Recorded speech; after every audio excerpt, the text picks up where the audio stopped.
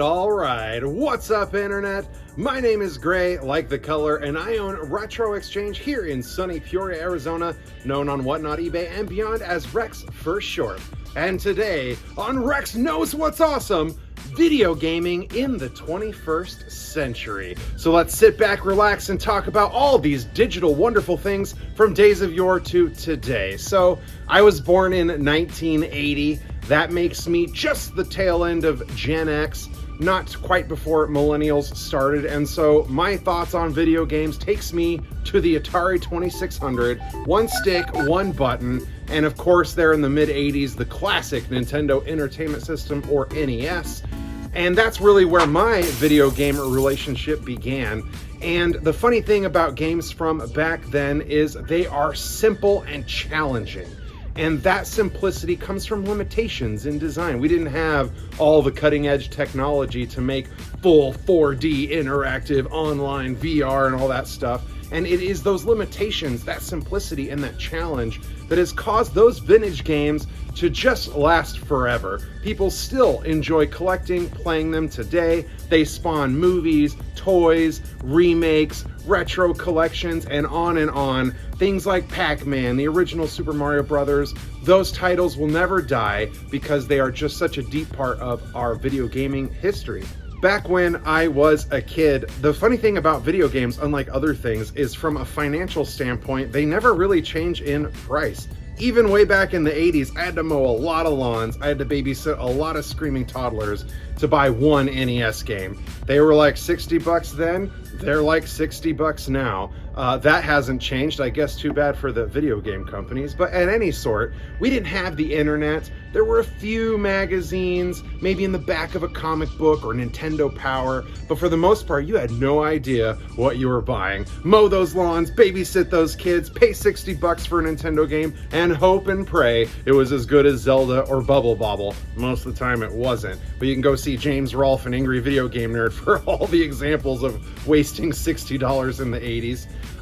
But in any case, many of them were incredibly good. And now today, these are some of the hottest, most valuable items in the collecting community. They are making them graded. There's a whole company that grades sealed games. People are out there using eBay, Whatnot, video game conventions to collect these rarities. If you want the original vintages in the box, this right here was a Blockbuster exclusive. Any chance that this box survived is pure luck because Blockbuster was a rental store. Or you can go back into vintage Nintendo and Super Nintendo and Atari. Mint in box games are going to cost you a pretty penny, but having these physical examples, a lot of people really love, and it's a lot of fun. But if you don't want to go down that route and you just want to play them, video games in the 21st century are awesome because they have never been more affordable or accessible than they are right now. Even if you don't need the box and you go hunt down the original cartridges, a lot of the vintage systems use that red, yellow, white cord. You need a 1,000-pound CRT to play them, but really you don't even have to do that. Companies like Hyperkin are making these modern HDMI upscaled versions. Like, look at this thing. It plays Super Nintendo, Nintendo, and Genesis. Boom, there you go. You don't have to hunt down all those vintage systems, and these things usually cost less than even one of those vintage systems. Maybe you like the feel, the tactile feel of the physical media, but you don't want to pay 50 bucks for a mint Legend of Zelda. This is a repro. Somebody made this, and these things are super cheap, right? So you can go that route.